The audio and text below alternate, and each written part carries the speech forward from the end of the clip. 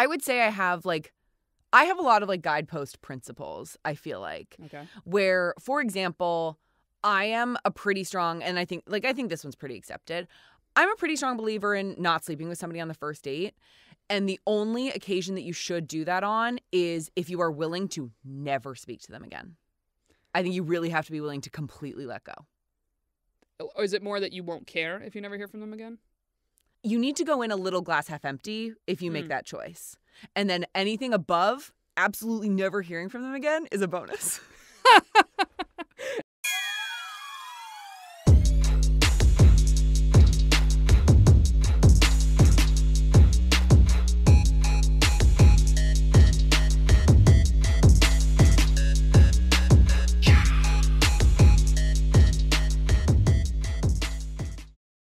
What's up, everybody? Welcome back to Shooters Gotta Shoot. I am your host, Erica Spera, and I am recording to you guys live from LA for the very first time on the show, so I'm very, very excited.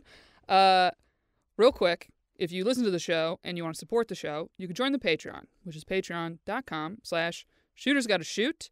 I might have mentioned on a previous episode about seeing someone and the whole pressure of then going to LA, so if you want those details, you gotta go over to the Patreon, because I've learned to keep some parts of my life more private due to past experiences. So check that out. And if you really, really want to support the show, okay, you could also do this, sunsetlakecbd.com. All right? You know them. You love them. I use them all the time. And let me tell you something. I've really gotten into, at the end of the day, putting some CBD drops in my drink truly has made me the most relaxed I think I've ever been in my life. So check out sunsetlakecbd.com. We got a promo code for 20% off, SGS20, and you can use it as many times as you want. It makes a great gift. It makes a great, care package. I don't know what else to say. I like getting it for other people, okay? Especially if anybody you know has been like, I've done weed before, and I was too anxious. It made me paranoid. CBD is the root for these people, okay? So check them out, sunsetlakecbd.com. You know I love them. I use them. They got melatonin gummies if you got problems sleeping. They got everything. They got shit for your pets, okay? Drug your pets, you know? Just do it. Why not? You know what I mean? I've seen your pets. I've gone to your houses. You know I'm not a dog person. And if they had some Sunset Lake CBD, maybe I would be. Maybe it would change my view on the whole thing. But anyway, I do have a great guest for you guys, as always. So without further ado, I'm going to intro my guest over here, and I'm going to fuck up your last name, I just realized. This is unbelievable. Okay, so you might recognize the voice already, okay? Funny, because today I literally changed your name in my phone to have your last name. So That's fine. You can just know me as Roark. Okay, all right, I'll give you, this is my big intro right here. All right, I used to have music, and then we started doing YouTube now, which, by the way, if you're listening, you can go watch us on the YouTube, which is very, very fun. And then now there's copyright things, so I can't do fun music anymore. So here we go. All right. If I seem a little off, I'm trying a new studio, and the producer listens the whole time, so I'm a little bit like, you know, I want to... Do you think he's judging you? Now I don't even know. Is it Dave or David? Now I'm fucking up. Oh my God. He said he was fine with anything. I'm like, don't judge me, David. I'm pretty good at this. David? Davide, yes. A little Love Island? Yeah. Ekinsu. You're a liar and an actress. All right. Well, if you recognize that voice or you don't, my guest this week, I'm very, very excited. Okay. You might have seen her on Survivor. Very, very exciting. Our first Survivor guest of the show. And you might have listened to her old pod, which is now currently my other pod and new your pod. Finding Mr. Height. Put your hands together for the lovely Roark. Luskin? Damn it. So right, close. I was close. All right. Anyway, I owned it. I'm bad with names. Anyway, very excited to have you on the show. Thank you so much for coming. I'm so excited. I'm so happy you're here. It's been so fun having you, and I'm excited for you to come back. Thank you. It's been a very nice welcoming. I felt very loved coming out here to LA, even though I have actually been a full hermit. I think, though, I feel like, I don't know. When we were talking about your visit to LA, we were talking about the like Sex and the City trope of those two episodes where they come and they're like, oh my God, we got to get out of here, all these happy people. Yes. And I do really think that there is something about, to me, living in New York, which I did for 5 years, everything in your life is like 30% harder, right? Like going to the grocery store, commuting. That's a great way to put everything is that. a chunk harder. Mm-hmm. And so I do think when you're out here, like, you can kind of just like relax a bit and be on your, I don't know. There is something about being in LA that I think can breed that behavior where you have like a little bit less kind of like stress and anxiety about just the daily doings of life. And you can just like be a little bit. I know that's a very LA thing to say in entirety, but whatever. It's very simple. Or there was some saying someone said it was like, in LA, everybody is depressed and miserable, but nobody wants you to know it. It's very, easy breezy, we're all doing great. And then New York, it's like everybody's miserable and everyone wants you to know it. That's true. I think the way that LA people show it is the wellness things that they're involved in. Oh, so it's like, I'm very, very well because I do my cupping back to back with my ketamine treatment. And then I take my dog to the astrologer. And like, that's how people cope in LA. They don't externalize by like getting angry or kvetching or whatever. I call it the woo-woo is what I call it. Yeah, that's fair. I'm like, because I'm not a woo-woo person, and LA feels very woo-woo, and I feel like it's all that self-care. But it's funny, I actually started talking about this with the Uber driver over here, and he said, what is the one thing, you don't like about LA, or how do you feel, LA versus New York? And it's funny that I was like, both the thing I like and don't like is the hustle aspect. Mm-hmm. And specifically with LA, there's been a few times I've been in line for something, and there's no urgency. There is no urgency to the line, or let's get someone else on the register. I will say, have you spent any time in the South? A little bit with comedy, and I felt the same thing. Okay, because I was going to say, that's got to be, I think that's worse. City. That's what I think drives New Yorkers crazy. Is you're like, this is supposed to be a booming city with all the opportunities, but no one will run to the opportunity is what it feels like. Yeah, that's fair. So, but at the same time, yes, I love that I have actually been able to relax more here. Yeah. And it's kind of like everybody here, I think, hustles in private when it comes to self-hustle. Mm-hmm. As opposed to New York, there's this pride of like, I worked 70 hours and I will work till the wee hours in the morning and blah, blah, blah. And life is hard and that's what it is. Like, totally. I couldn't agree more. And I also think that I am a person who does do that. Yeah, and yet I'm very opposed to rise and grind culture. Yes. Like, I don't think I'm cool because I work hard. Yeah. Like, that's an artifact of my job. That's a reality I accept because of the other good things it brings me. But I don't think that makes me cool or better than other people. Yeah, exactly. In fact, I'm jealous of the people who seem to have figured out the income that I make with much less stress. So I got it wrong, really. No, I mean, because you are doing what you love. Yeah, I am very happy. Yeah. And it is an impressive field. It's not easy. Everybody knows. So, I mean, I commend you. Thank you. Thank you. I commend you. I'll take it. Yeah. Okay, so I have a few questions first about Survivor that I actually want to get to. So we talked dating relationships in general, but I'm more loose with this pod now. I love it. I mean, I just want to flow. I'm like, I want to have people on that I actually like talking to. So that makes I just think also I'm a big podcast consumer. So I'm an only child and I've lived alone ever since my sophomore year of college. Oh, damn. Yeah. And so, but I cannot be alone with my thoughts. And so I don't know, do you know Glengarry Glen Ross, the David Mamet play? There's a movie, it's with like Al Pacino, Alec Baldwin. And one of the famous lines from it is ABC always be closing. Okay. You've probably heard that. Sales. Yeah. And so my friend and I once this guy stole it for The Bachelor. ABC always be Cam. And my friend and I were watching The Bachelor and said, okay, like, what's your ABC? And mine is always be consuming. And so I'm always listening to a podcast, listening to an audiobook, reading. Like, I have to have something on so I'm not alone with my thoughts. So anyway, long story long, rather. I'm a big podcast consumer, and I do think that the podcasts I like the most often have very little to do with content and much more to do with chemistry. And like, I listened to one that started in 2006, and it's these two guys who just have spent years and years together, and they just shoot the shit and read random human interest stories, and they play off each other so well and are so their ability to yes and each other is, I hope to internalize some of it because they are so funny. Oh yeah, it's so good. Yeah, it's not easy. Yeah. Okay, so I do have a few Survivor questions. Yeah.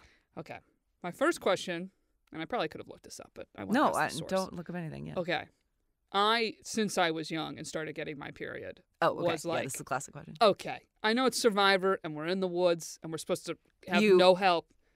There's no way they don't give you pads or tampons, right? Women, so there is a medicine box where you're allowed to obviously bring, like they've had a trans contestant. You're allowed to bring the things that you need to like maintain your equilibrium. Medicine. Yes. I believe they do not. I don't know what the policies are these days. They don't love casting people who are on like SSRIs and stuff like that, because they had a woman lie and like go cold turkey off of them and then kind of like go crazy on. Yeah. Which it was not good. It's also a show where it kind of is designed to make you go a little crazy. Well, they want some drama. They want some craze. And also you are so hungry and so sleep deprived that no one is at their best. Yes. And yeah, living 24/7 with the same people and also not eating and not sleeping is a disaster. Yes. So there's a medicine box and you are allowed, so in it are feminine care products, bug spray, sunscreen, Purell, but you're only really supposed to use that if you need to change your contacts. They don't want people. Oh, that's like kind of a special one for them, for those people. And then your little personal set of medications that your doctor has to submit a note saying like they need these. Interesting. So if you're on birth control, yeah, I'm sure you can bring that. Yeah. Okay. I have an IUD, so I didn't bring anything, but so they allow you to take your contacts out and put glasses on, yes, basically, which actually is very nice. I didn't even think of that one. Yeah. Oh, okay. All right. So this makes me a little more. All right. And the code word for, God, oh man, it's been too long. There's a code word for using the bathroom and there's a code word for going to the medicine box. And one is going to the Coconut Grove and one is going to because just in case they need to use that piece of footage where you reference walking away, they don't want people saying, I'm going to the medicine box. They want people saying, okay, so it stays a mystery. By the way, I'm like walking. I'm like, hey guys, I'm going to go to the Coconut Grove, and that's a signal to producers to like, don't bother following me. I'm not going to do anything that's interesting for the plot. I'm just going to go do this thing. Okay, all right. So that's a little behind the scenes action. Yeah.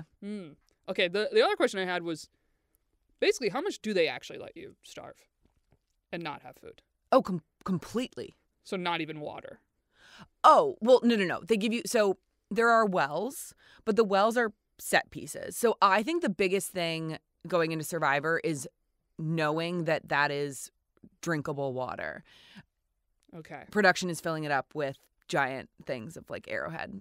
And it's a PVC lined. Yeah. Clearly I have not really watched bucket. the show as I don't even know if fine. This exists. But I've truly been curious, like, will they basically let someone starve? No, they will let you starve for sure. You get a set amount of rice when the season starts, and if you guys eat it all in one day or spill it, you have to negotiate with the host to get more. Oh, because I've seen enough of it of you win a challenge, you might get so you can get reward food and stuff like that. But I will say that runs through you immediately, and like everyone just gets so sick. It's a weird trade-off where it's like, all right. It's almost like because your body's not used to eating not only no food, but no complex food. Yeah. So anything somewhat complex, like I actually think I saw a clip and it was Oreos. Yeah. It was the whole whatever contest was immunity plus Oreos and peanut butter. And people freaked out. Yep. Oh, that's so interesting. Because I don't know if this happened on your season or any of the seasons, but has anyone had to be taken off the show due to just, I don't know, famine? Like, actually, probably not food, but more other medical complications. Yeah. Like infection and something broken, where if you want any degree of medical attention that's higher than keep it dry, you need to go. They will tell you to evacuate. Like you have to choose. Yeah, you have leave. to choose. Interesting. So before the show, I'm curious, did you kind of research this stuff and do any prep to almost train your body to last longer? So I weaned myself off coffee. Oh, that's a smart one. Because I didn't want to get any caffeine headaches. Actually, so the morning I woke up after being voted out, I was the first person up because I was still like rising with the shred of light. Yeah. And I was the first one up. And I made an entire pot of coffee in the accommodations because they still sequester you after you get voted out. and I made this entire pot of coffee, and then all they had were these teeny teacups. And I was like, this isn't going to freaking cut it. And so I literally poured it just into a cereal bowl and was using like both my hands to just fully take it to the face. House coffee. Yeah, it was great. I also stopped wearing sunglasses for a while that because is very smart. the light is so bright. It's crazy. And then I really let myself eat whatever I wanted leading up because Interesting. I was just like, I don't really care if I gain a little weight because I'm going to lose it. So it is what it is. Interesting. I didn't know if you tried to take a strategy of almost like getting your body used to fasting. No. See, I think that would have been, I also did, I'm really bad at balance. And so I did some like balance training to try and improve that. Okay, that's smart. Yeah. Did you find the challenges much harder than you assumed they would be? Yes and no. I will never, or who knows what's going to happen in life, right? Where I feel that it is unlikely I will ever feel the level of adrenaline you feel when you're told, like, go. It is. Oh, yeah. I mean, come on. The weight, it's, I can't replicate, it's wild. I will say the most probably, like, the one moment I wish I could relive that was unbelievable was walking out onto the first challenge, where the amount of people and the set, I was like, it's wild because there are all these cameras and like there are tons of cameras and booms, right, for the whole setup. Mm-hmm. And then each of us has our own dedicated camera. Oh. Yeah. So it's like they don't cut it live. Oh, no. Yeah. And so they basically have like, so they have the scene as a whole, and then they have each of us individually in case they want to, edit it to zoom in on a particular person because they did something really relevant, whether mess up or succeed, right? And you cannot prepare yourself for the level of, like, the size of the production. Oh. It was really cool. It also, honestly, this is funny. I wonder if that was later years because the show was super hot when it first came out. Obviously, still has a big following, but that's when I remember I was somewhat passionate keeping up. Core, right? I was somewhat keeping up with. God, I think one of the girls' names was Kelly. Am I crazy? From one of the early seasons, I don't even remember. Probably. But there was some scene, and I believe the challenge was everybody had to stand on this like peg that was high up above the water, and it was a small space. And the challenge was literally who can stand the longest. Yes, I love a Who Wants It the Most challenge. Yeah, those are great. It literally went all day. Yep. And two of the women decided, oh, let's take our clothes off and see if that gets any of these men off I totally their know post. I totally know what you're talking about. Yes, And I know exactly what you're talking about. I was watching something and it was interviewing crew people or the director, and the director was like, of course I have all cameramen. I got no reactions on the shot because everyone just panned to the two naked women themselves. Yeah. And I was like, well, I mean, big kudos to those ladies. Because, brilliant plan. Yeah. I mean, something I wish, and this I think applies in equal force to shows like The Bachelor and Survivor, I really, really wish those shows found a way to spend a little bit more time on the like interstitial moments where I think the most kind of humanizing, fun, and interesting pieces are us hanging out at camp, telling funny stories. Like there was a story where a couple guys on the tribe, one was telling the story where, when you can't, where you're making no noise laughing. Yes. Yeah. It's the best. We were losing it. The cameramen and the boom operators, everyone, everyone? It would have been unusable because they were it was Blair Witch style. Yeah. Everyone was dying. And like I just like wish stuff like that would make it, Yeah. I just think that's like more interesting and fun than some of the stuff that gets sure. showed. For The Bachelor, I think it has different value, right? Because I don't want to hear people just talk about their relationship to each other. Mm-hmm. I would actually like to, it's like show me, don't tell me, right? Yes. Where I don't want to be told like, wow, you're so vulnerable. No, okay, sure, I believe you, but no, actually show me an interaction that led to that. Yeah, or it cuts to someone being like, so-and-so and so-and-so are so close. Yeah, It's exactly. like, just show me them hanging out. Yeah. But also, I feel like with The Bachelor specifically, so much of that stuff is edited in post, and it's partly to really villainize the people that they determine the villain and really make look good Yes. the other people. So it's like, someone they know that's going to get cut, they're like, man, we don't give a shit about this friendship. You know Totally. what I mean? Like, Yes. That's a hustle in itself. Yeah. But yeah, those challenges, man. I remember watching, my show was more the real world road rules challenge. I love the challenge. But like watching it, just being, quote, a young athlete. Yeah. I was kind of cocky of like, I should be on the show. I'd crush You all of these challenges. That show, the injuries that they get, Insane. I'm like, what are you doing? Absolutely insane. Yeah. Or also, there are a lot of things that it's like, okay, we're not American Ninja Warrior. Exactly. Where there would be challenges like women just do not have the upper body strength for this. Totally. And it's insane that you're expecting us to. Yeah. But especially the elimination. Yeah. Where the elimination part, I was like, I think I'd rather just take the survivor vote. Like the hall brawl and the pole wrestles, those are brutally nuts. beating each other up. Yeah, those are awful. So you're like, even if I win, I'm going to go back half injured. Yes. From a fight I had to have. Yeah. But yeah, those still like amped me up. Totally. And they no, make they're you feel great. like I could do these challenges. Yeah. Why And not? again, though, a reason I love that is because there was crazy challenges and then there were drunk single people making out. Amazing. Yeah, exactly. Incredible formula. Yeah. I want that. It's like there's two ways to get the people to love you. Either you're good at it Yeah. and likable, or you have a relationship that they Yeah. want to stay. I will say that, so the casting director of Survivor, a piece of advice that she gave me that if ever people DM me asking for like casting advice is, you want people to either want to get a beer with you or throw a beer at you. Hilarious. Very true, though. Yeah, and I'm that's good convinced, advice. especially talk about Bachelor franchise.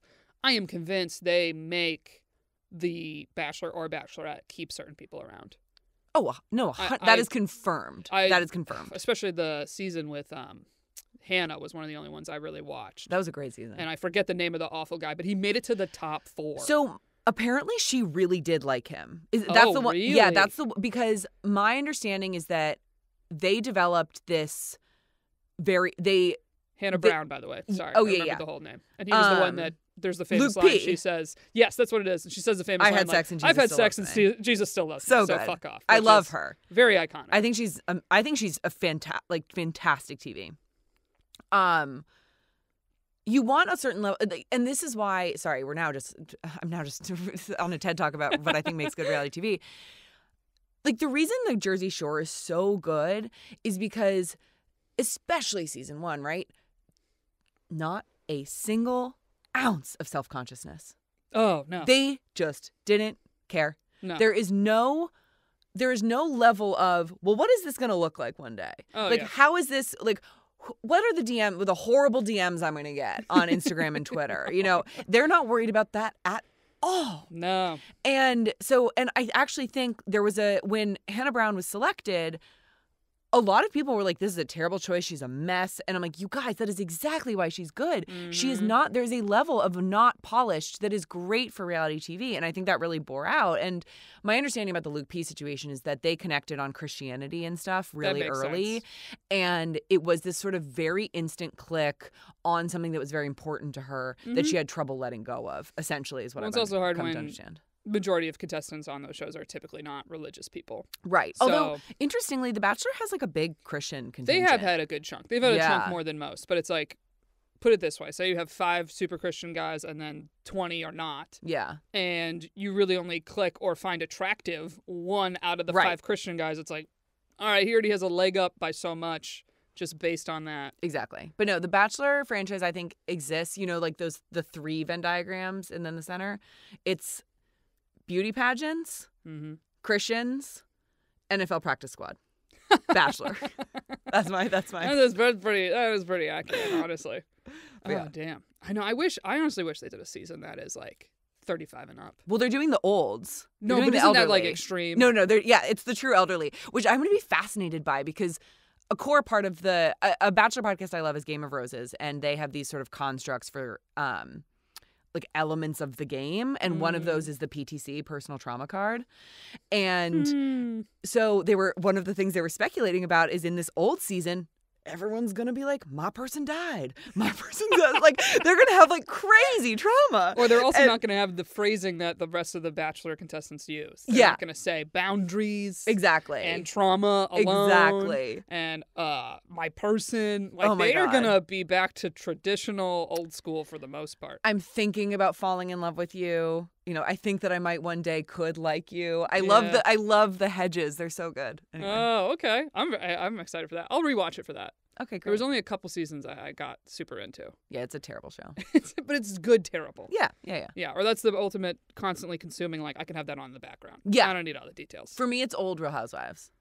Oh, Go like also all the that. way back to like That's early mine. OC, early Atlanta. Like, oh, I'm deep in the game. yeah. I just got Peacock to fucking catch up on Peacock everything. is a really good. You guys, Peacock is, I think, my favorite streaming service. Okay, the app has also significantly improved. It's really It's good. been out for a year. A lot of the bugs are fixed.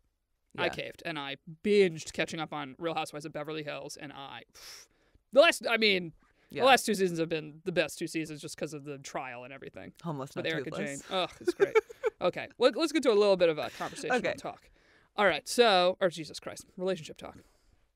Okay, so one fun question I like asking my guests is if you could create a dating rule for, let's say, women to follow first, what rule would you create?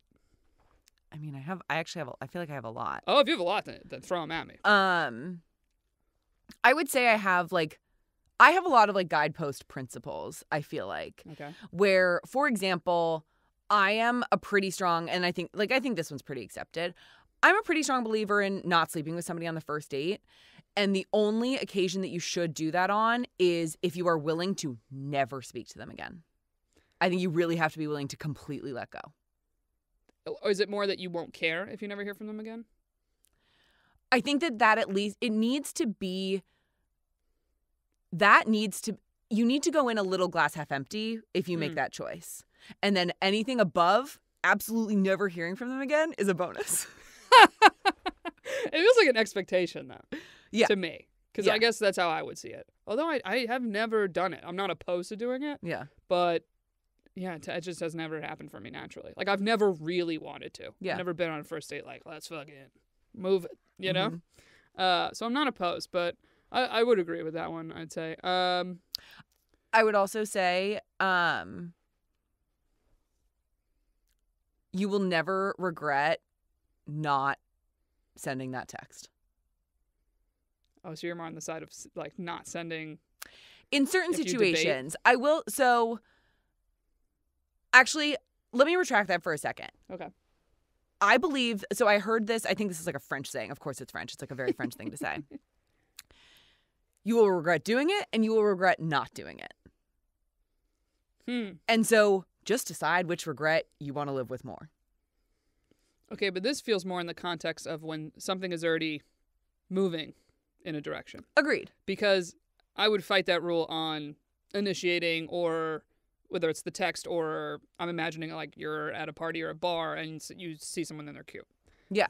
In that scenario, I go, ooh, I regret way more when I do nothing. Then yes. When I make no attempt. Yes. But the not sending the text, I actually would more say, and I've said this before, I think men really only learn when you do not respond. I agree with that. I think that you cannot lecture somebody into better behavior. Yes. I think behavior trains behavior. And so I'm a really big fan of if they do not like confirm the day before, I will lie and say I had plans, essentially. So like if they then text, if we do not have a firm plan for a date. A firm plan. Okay. That Yeah, makes yeah. sense. Oh, no. If Okay. we have like a place and a time, I will show up at that place and time. But if it's we should go out on Tuesday, if I don't hear from you by Monday night, I am not available on Tuesday night anymore. I don't care if it's true or a lie. Okay. Yeah, I like that one because I've had some people on this pod say, we'll say Tuesday at 8 in a place and they don't get the confirmation day before or day of, and they just will not show up. Oh, and that's I extreme, said, I think. that's rude. I think that's extreme. To me, that's rude. Or that's something I go, confirm yourself. Yes. If you really honestly think you're going to show up to this place and they will not be there, confirm yourself. Yeah. What is stopping you? Yeah. But no, that's just something I feel like you learned from your own experiences. The Yeah. vague plan is no plan. Totally agreed. So if they text you that morning, you're like, we didn't really put anything in stone. If it's pretty early in the morning, I think I'd let it slide. I think my rule might be noon. I think I might say noon. All right, so this is a bit of a classic rule, but I'm not anti. Yeah. I'm yeah, not yeah. anti. Because I say agree noon. of no time, no place. You give me that, okay, we'll, figure it out closer to the date. Yeah. Okay, cool. But yeah, that day, nah, I'm good. Yeah. Any other rules? Oh, Or, I don't know, rules you would make? Are there any specifically you would say for men? I mean, I think men know this, right? Like, make a plan. They really don't, though. It's crazy. It's so actually easy. And that's the thing. Like, it's so easy. It really is. It's bizarre. Yeah. It's like that's the only thing we're going to say to our sons is like, make a plan. Yeah, just make a plan, and pay guys. for the first couple dates. Yeah. That's really it. Yeah. Okay, how do you feel about this? Paying for dates. What's the move? Do you offer? Do you reach? It's interesting because I still listen to Finding Mr. Height, and I know that you are no longer even offering. It's a new thing. I've heard. I don't even flinch for my bag. Yeah. I do not fucking care. Yeah. So I haven't been on a date in a few months. And so, is that true? Yeah, I think that's right. Because I was seeing this cross street man for a little bit every once in a while, and he always paid. And I think there was definitely like a random first date I went on kind of in that mix or two where I just sat back. I was like, yeah, you're getting this. We're not. So yeah, I think I kind of fell that, like, cut that way recently. Yeah. I do think I objectively think a man should pay for the first date. Yeah, I'm like on the first couple now. So that's the point, is I'm sitting there going, most of these are first dates. Yeah. Maybe a second. Yeah. And my theory is just it's more expensive to be a woman, and that's it. I'm fine with that philosophy, yeah. And if anyone fought me, I would be like, oh, if you want to split it, I'll happily split it. I just am going to make them ask me. I'm not going to offer it. Yeah, I think that's really Because fair. I'm like, you want me to split the bill, you better have the balls to ask me to do it. I'm with you. And if anyone ever made a comment to me about not paying, I would just look at them and go, well, if I had a son, I would raise him to pay for the first date. And that's the end of my argument. Yeah. It's like, oh, well, we would raise our kids differently then. And that's fine. Yeah. Done. And also, like, I understand that for men, that might make it more, to your point, women have more expenses in various areas of their lives. This might be an area that's more expensive for men. And I feel like it's the only area that's fucking more expensive for them. that's probably so true. that's why I have no sympathy to it. Yeah. Is when men are like, ugh, dating, it's so expensive. I'm like, well, you could have a better filtering process. You could go on less dates. Totally. Or you also can choose the date you go on. That's the whole thing. I'm not fancy. I don't need to be wined and dined on our first date. In fact, I would prefer not. Exactly. And that's Keep why it I simple. hate the plan thing where you throw to me to pick a place. Right. Because Totally. I'm like, well, I'm not paying. Yes. So you pick. Yes. And the laziest excuse is, I had this recently on the app. Someone was like, well, I don't really know spots in that area. And I have you just sure as hell don't moved know. here. I just moved here. I go, neither do I. Google it. Can I ask you a question about something my friend Matt just did? Oh, okay. So he lives in, now that you kind of know the area a little bit better, he lives in like mid-Wilshire. Okay. And this girl that he was set up with lives in Venice. So on a Friday night, that's going to be trafficky. Mm-hmm. She picked Friday night based on her availability. Mm-hmm. And then he said, I'll give you a choice. You come to me and I'll set everything up. Oh. You meet me halfway and you pick the place. Or I'm sorry, no. And wow, I totally fucked that up. Edit that out. You come all the way to her. Yes, it's that. Okay. So I come all the way to you and you pick the place. You meet me halfway and I'll pick the place. I am not mad at that. I thought that was good. Because I would gladly do it if it meant I didn't have to travel. Yes. However, the one thing I would have told him to add, I don't know if this is dangerous to add. Yeah. I almost feel like the danger is the price range. So you can almost go baller and go pick whatever place you want. Do not worry about the price. Fair. Or you could say He's someone he definitely pays. Like he pays for well, not the paying, it's more the price even. part because that's where everybody gets uncomfortable. hung up, yeah. I think overall, great. Yeah. I'm all for what he said. I think that's fun. And you also are basically going, hey, I'm willing to travel to you. This is the one thing I'm going to ask you to do. Yeah. Because the bright side is like, I could pick a place I could just fucking walk to. Yeah. Which is beautiful. Yeah. And How nice is that? she fired back immediately. She Nueva, 8 p.m. See you there. Doom. There you go. Yeah. Wow, I love that. Yeah. That's hot. Let's all do that. Yeah, I thought it was a great strategy. Yeah, I'll say that is the exception to the rule of if the man is willing to trek fully to me and it's the neighborhood I've lived in. Yes. But even then, I do the move of, if they didn't say pick the whole fucking thing, if they were like, I'll come to you, I'm not really sure it's near you, what's some good spots, I always give them 3 options. Oh. Which basically will be like, hey, I like all of these 3. They're all close. And it gives them a second to go do the research. If you're really worried about the money, I'm giving you the opportunity to go look at the pricing and the menu. And I will often strategically pick a little bit of different pricing. That's it's not smart. drastic. That's smart. But it's like, all right, here you go. Yeah. I'm cool with this dive bar. I'm also cool with this wine spot and this other thing. Totally. Like, who the hell cares? No, I think that's a good strategy. Oh, okay. I like that a lot. Yeah. All right. I'm trying to think if there was anything else I wanted to ask. I did have a TikTok that I got to just play the audio for us to listen to. That is perfect for you because it's actually referencing dating and something from learning from law school. Hold on, let me pull it up real quick. I know it's like right here. Where you at? Okay, boom. This girl. I forget her name, but she pops up in my feed a lot. Okay. So I'm just going to play this so we can listen to it. Okay. I'm going to give you a little legal tip that's going to help you when it comes to dating or other aspects of your life. Very early on in law school, you learn that there's a difference between something being necessary and something being sufficient. Just because something's necessary doesn't mean it's sufficient. What does this mean? Just because something exists does not mean that it's enough to bring about a series of events. Create a list. What is necessary for a man to get access to you? Kindness, integrity, respect, good morning text. And the next time that you want to get so hyped, look at that list and say, is what he doing just necessary, like just enough? Or is it sufficient to be with me?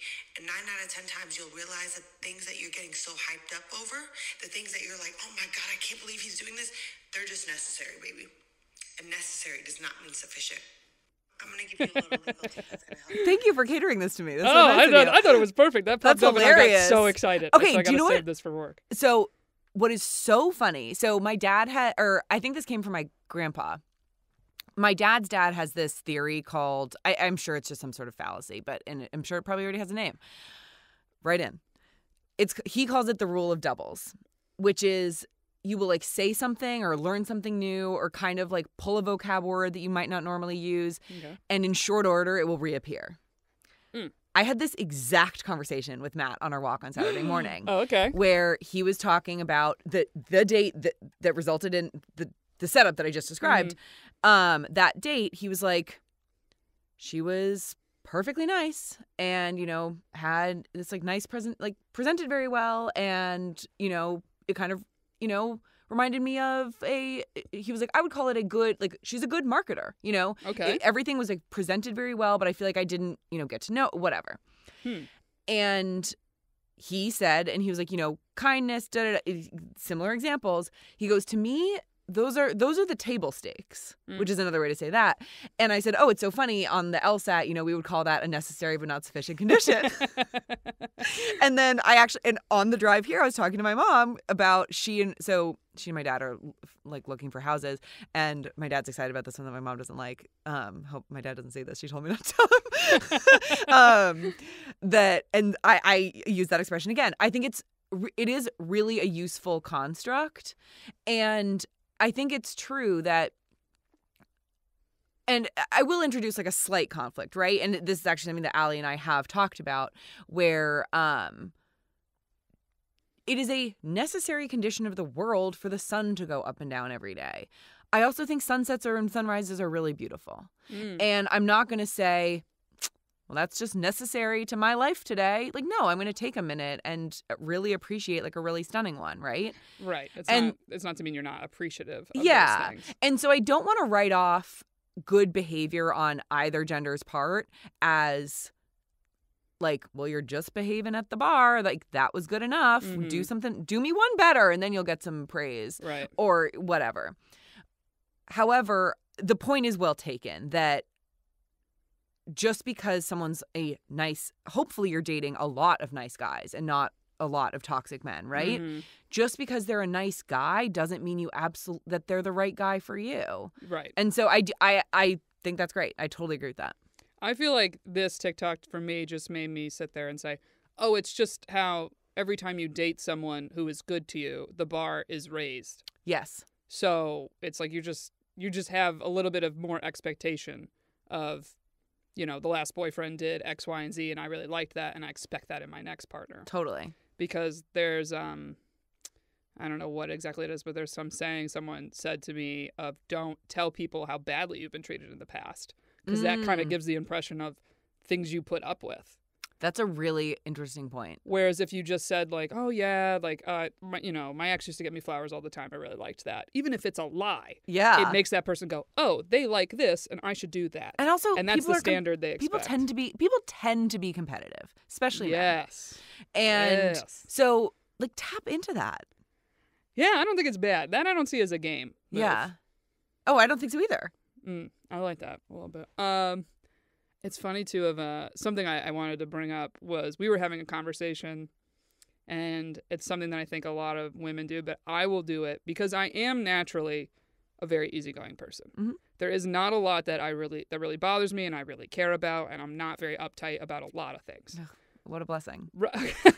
Well, here's the problem in dating and relationships is I actually can be very, very confrontational as a person in general. But with dating relationships, I actually am more likely to go, I feel like that's being difficult. And I made a comment to you about something, and it was basically like not putting my needs and wants first. Okay. And I said something along the lines of, I just don't really want to be difficult. I don't feel like bringing it up. It feels like I'm just being difficult. Mm-hmm. And you said to me, you're having sex with him. You could be difficult.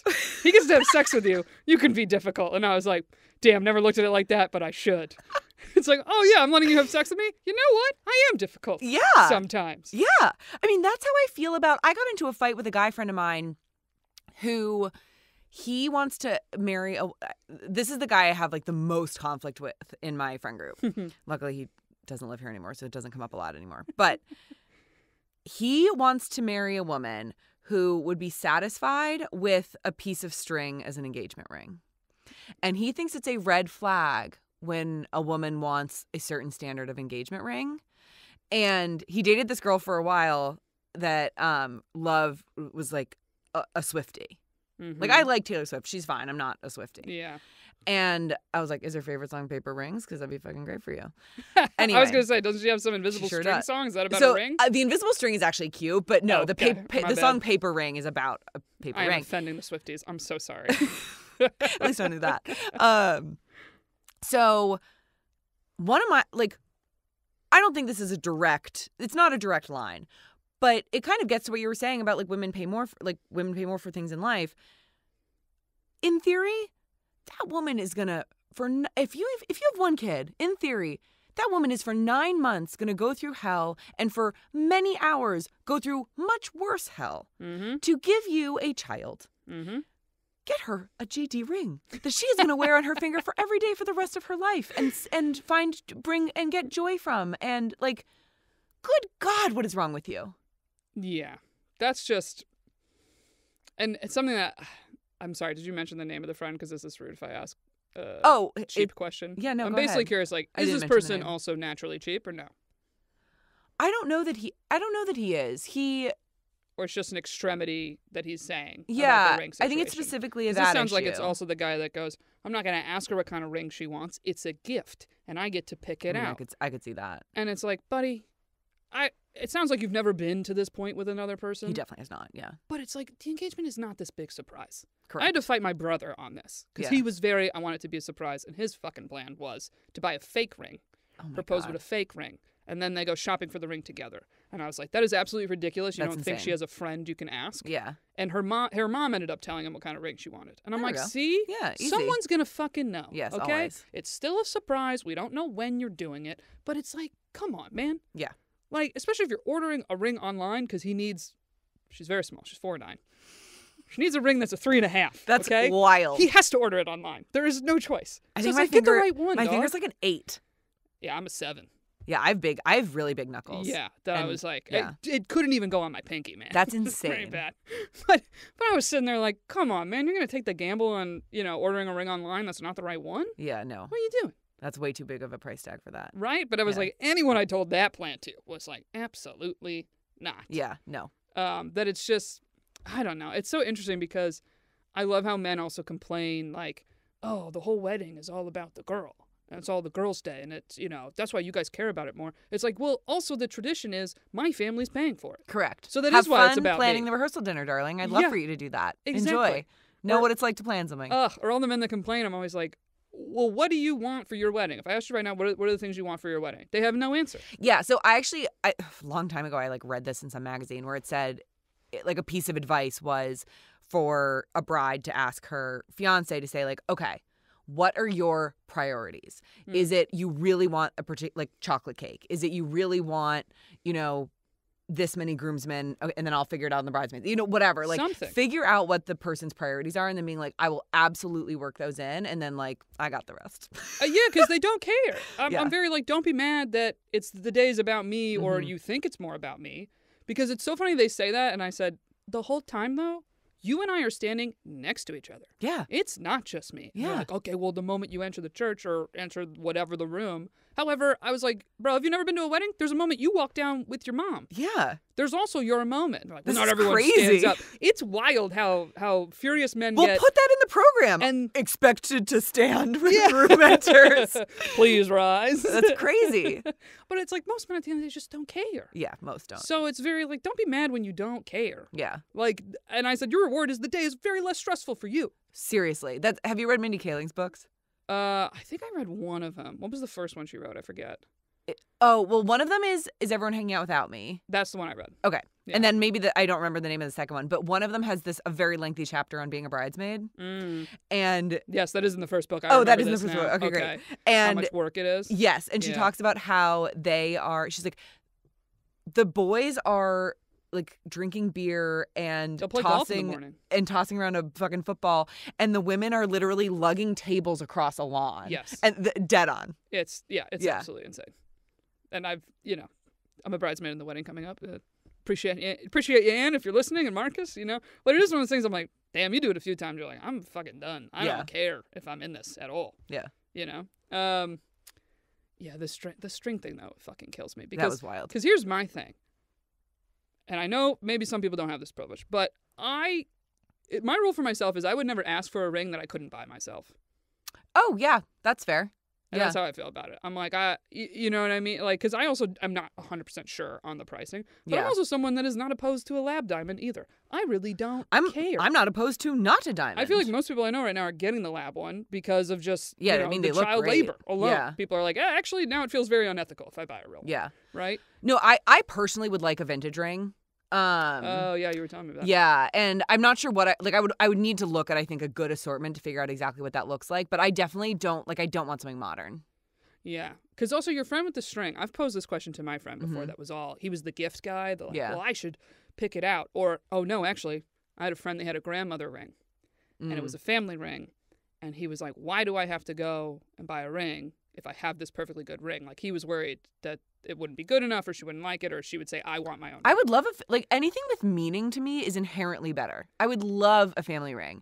And if it has to be negotiated to be reset or something, then we do that. Well, I thought that's kind of the compromise, right? Yeah. And he was talking to me about it, and I said, well, this is where you kind of get fucked. Is it a squarish shape, or is it a round shape? I was like, that's really the big thing that people are picking. Yeah. And funny, he actually ended up buying a ring. This is years later, by the way, than we talked about it. So I was like, well, I guess you got over the whole thing of he was throwing some stink about buying a ring. And I said to him, and I'm curious if your friend feels this way of she should be happy if I just give her string or got her a basic ring. I'd be like, okay, what if you gave the girl the ring and she doesn't like it? Let's say the stone isn't as big as she wants. And she says to you, I would like a little bigger stone and I'm happy to pay the difference. Does he care then? Probably not. Yeah. But at the same time, she didn't accept your ring. But all of a sudden, now that I put my money on the table, it's fine. Right. But I'm not a bitch because I didn't accept it. Either way, I'm not accepting the ring. Right.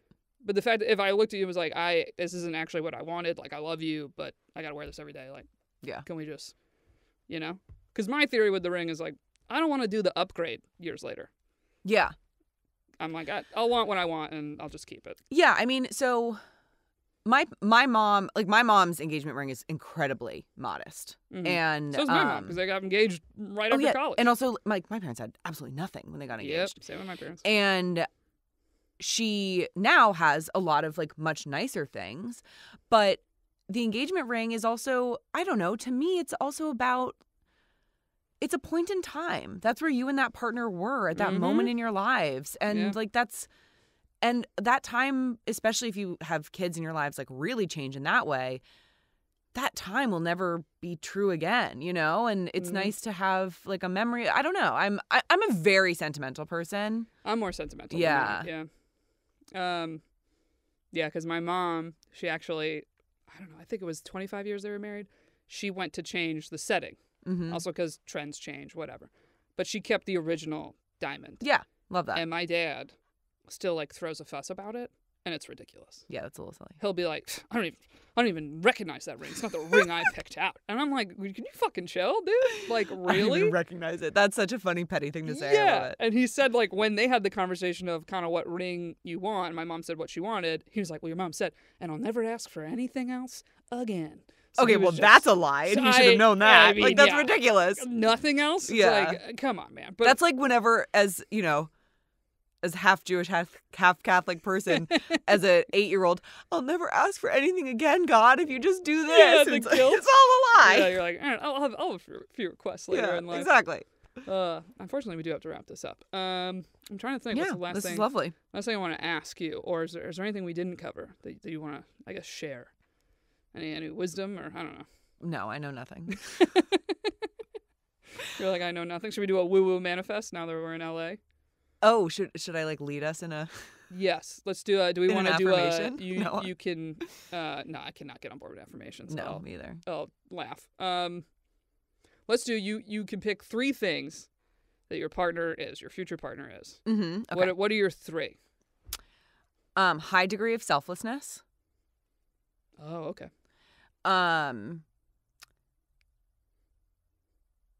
Enjoys being a member of my family, like is willing to integrate into my family and to some degree. That doesn't have to I be, like that one. every holiday, whatever.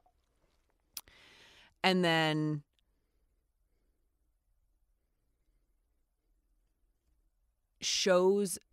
I would say shows up for me. Mm. And that needs to be in sort of like big and small ways. Like it needs to be important to them to be on time for dinner with my parents. It needs to be important to them to come with me as a +1 to a work event, even though it's silly or whatever, and so it's like, I actually have had let me know what you think. I've had this fight with a friend where I think it's actually easy to be there for people in emergencies because it's really easy to drop everything and say like, oh, I'm so sorry. There's an emergency. I can't attend to that right now because I have to attend to an emergency. Mm-hmm.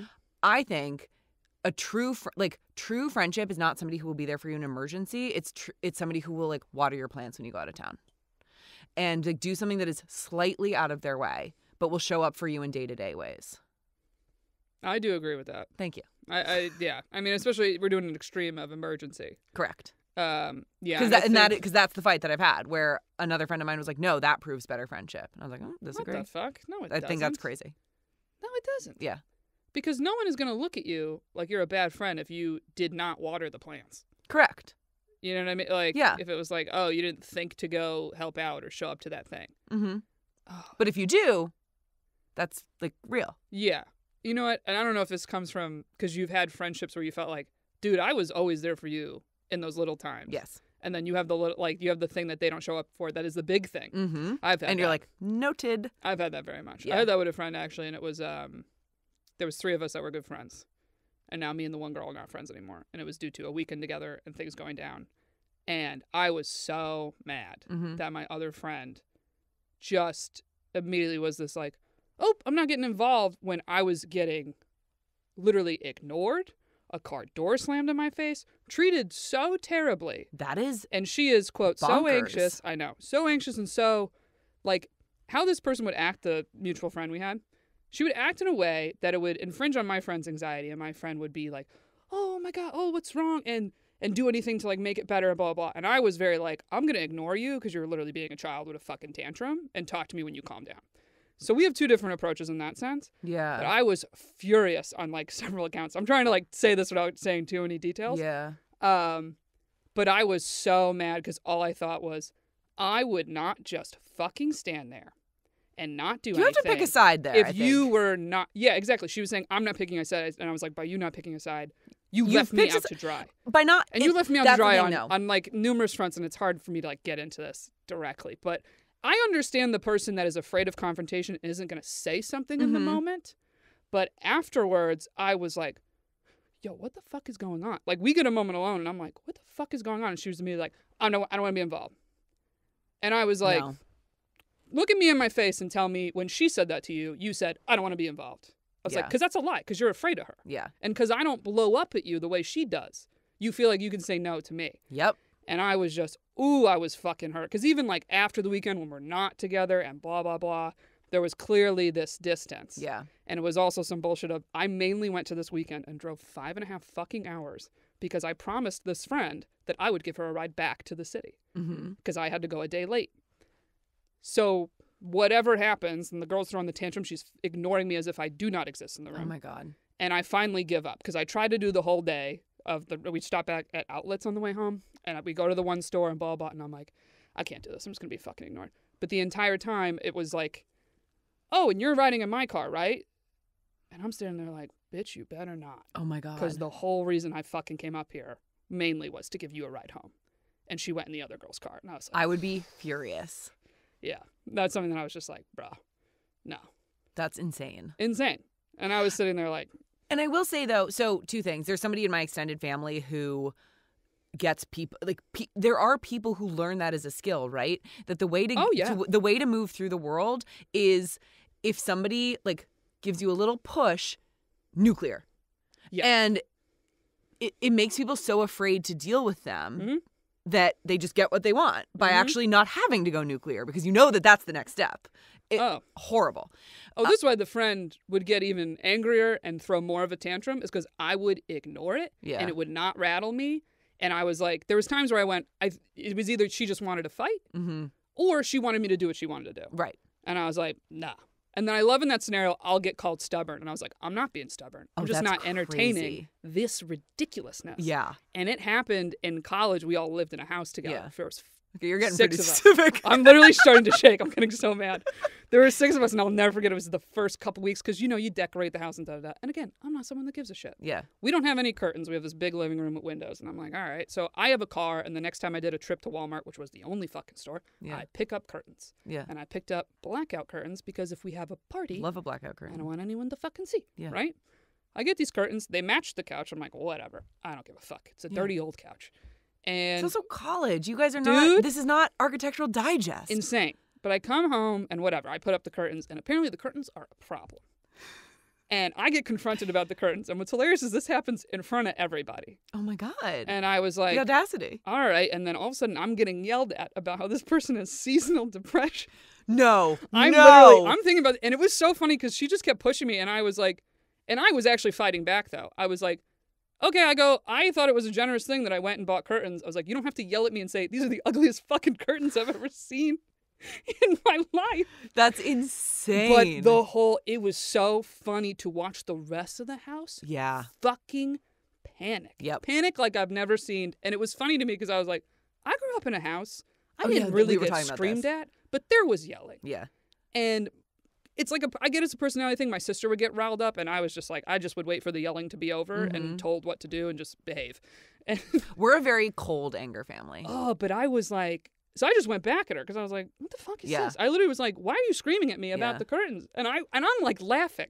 I'm yelling and laughing. Yeah. I'm like, there are curtains. I don't care. I was like, you want to get different curtains? I go, you go out and you buy fucking curtains. Totally. I'll give you the receipt. You may return these. And I was like, get I don't care. But I was like, why are we in a screaming match about goddamn curtains, right? But it was so funny to see everyone in the house, or the aftermath of that. People were like just fucking terrified of her. That's nuts. And it was very like, I don't want to make her blow up, and we'll just do whatever so and so wants to do. And I was like, I don't give a fuck. No, you can't live that way, kowtowing to that. That's not going to work. No, it's insane. And what's so funny is, then I became the person was the confrontation person. That where the other like, girl. Erica, I know that this stuff is so small, it's so trivial, but it's so funny that like the group will still reference this stuff.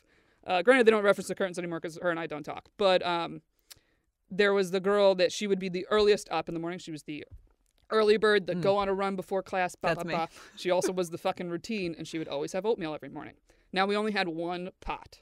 Oh, And she would use the pot and not clean it. okay. So the That's pot would a just be little in the annoying. sink. Yes. Yeah. And it was like one of those things like, you clean it a couple times and then you're like, nah, fuck this. Because I was like, you have time to get up and go for a run and shower clean the and blow pot. dry your hair and do all this stuff before class. You got to work in Yeah. time for the pot. So it's just that thing of everybody else is fucking complaining. And I was like, all right, well, I guess it's my job to fucking confront her on the pot or whatever. But it was so I would funny. just start leaving the pot. Here's the thing. I didn't even see it as confrontational. But I was annoyed because I'm like, I want to use the pot, or so does Oh, fair 5 enough. other people in the house. So the one Could you go day, buy another the pot? one day she came back and I just was like, hey, like I don't know, we were on the living room or something, and I just said something. I was like, hey, I was like, and I'll say her name, she knows, Katie. I was like, yo, Katie. I was like, when you make your oatmeal in the morning, I go, you got to clean the pot, man.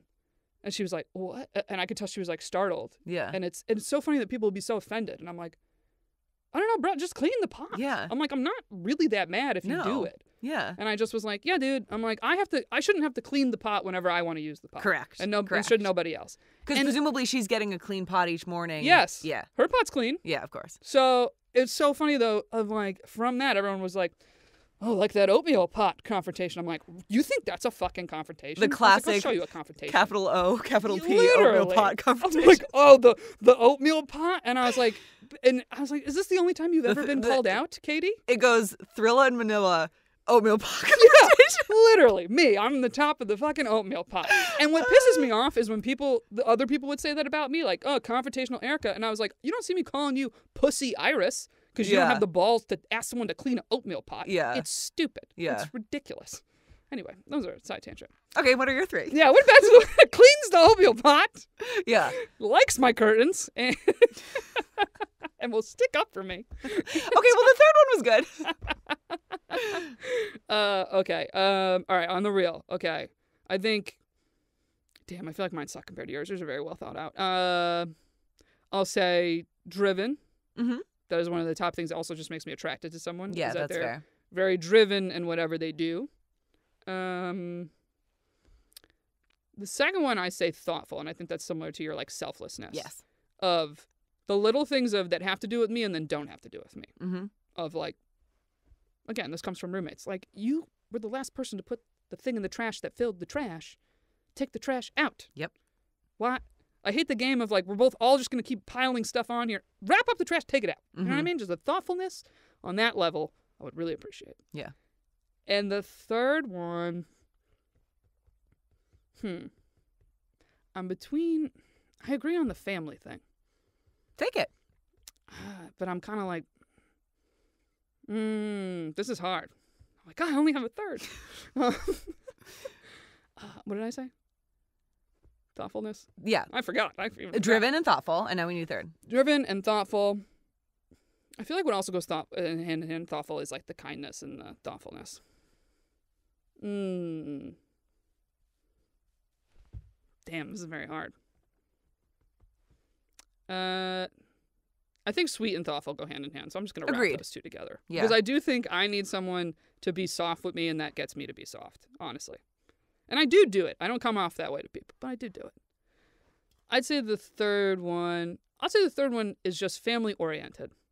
That's, yes. And I think it's a big umbrella, but it also goes for if we have kids, it's very all about that and being Yes. all about us doing things together and being a Yes. family. And then I would like to think that also correlates to the Yeah. care about my family, or at least pretend to fucking care. I have, Get in the conversation, you know? and to that end with the kids one, like, this is my sort of like proxy for that kind of stuff where I guess this isn't necessarily a rule, but it's like a thing I look for is I want somebody who wants to leave the party at the same time as me. And okay. I think that Hard to find, but I get exactly what you mean. yeah, where like I remember this is so specific. Oh shit, a partner's calling me. Shit. Okay. I will call it right back. I remember an article actually in the LA Times where it was about like millennial dadding or something. And it was about this dad that was like taking kids to breweries and like all this stuff. And like I understand wanting to integrate kids, especially if you're in a friend group where things are at different phases. Mm-hmm. Where like, is this something I can bring my child to? Is this a child reasonable event, right? It really bothers me when people are not willing to admit that having a kid changes your life. you do not get to keep the same life yeah. objectively. Mhm. And I think you want to marry someone that understands that. And so And wants to change it. Yeah. Yeah. And so I think for me, I don't think that in my mid-30s I could date someone who is like party, because that tells me you are not ready to like leave the party to have to go to as your example, go to the baseball game and come home. Yeah. Like, yeah. Exactly. Or I was going to say, you even saying that thing about the kids. Some people would argue like, oh, your life changes just being in a relationship. Or I that's think a thing and it's I exactly think the true party. Rubicon is kids. Because they don't have to be a crazy partier. It's just, I sit there like, first of all, I have never loved being out in a bar till 2 a.m. or whatever. Yeah. We later. But I like being social. Yeah. But I cannot imagine dating someone where it's like, it's almost a weird thing of like, why are we out getting hammered? Yeah. We know we're going to go home and fuck each other. Like, there's not this... There's no game. Drinking and staying out and hopefully we'll meet someone. Right. Or there's the girl in the bar I really want to talk to that I haven't yet. Yeah. It's like, I'm right Just here. waiting for my moment. Yeah, there's no moment. Yeah. It's just us two. Yeah. Like, you know what It's I mean? just the thing we do every weekend. Like, we know where the night ends. Why are we delaying the end? Yeah. Like, Yeah. let's wrap it up at a certain point. But, yeah. So it's... Yeah, I think it's like there's little phases in life that...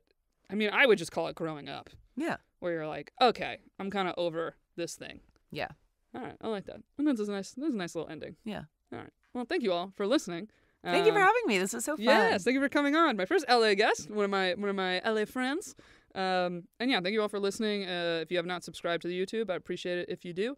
And share the pod with a friend. That's another way you can help us out. So thank you all for listening, and talk to you in 2 weeks, not next week. Bye.